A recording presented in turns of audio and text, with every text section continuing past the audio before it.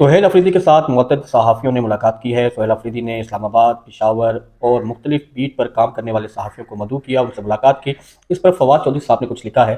फवाद चौधरी साहब कहते हैं, सोहेल अफरीदी से मुलाकात करने वाले तमाम अहम सहाफ़ी उनके मोतरफ़ हो गए हैं। उन्होंने अपना मौक़िफ़ दिलेरी और इस्तकामत से पेश किया, लेकिन लाउबालीपन से भी एहतराज़ किया।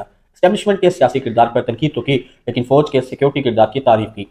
इस तरह सोशल मीडिया पर ज़ाती हमलों से फासला किया, मुज़ाकरात और आइनी रास्तों पर चलने का अज़म और एहतजाज की हिकमत अमली में एक मुकम्मल तवाज़ुन पर मबनी गुफ्तगू की।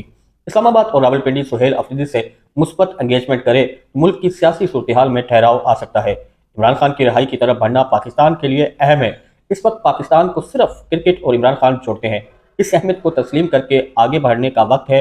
सियासी कुव्वतों और इस्टेब्लिशमेंट के दरमियान डायलॉग मुल्क का मुस्तकबिल तय करेगा।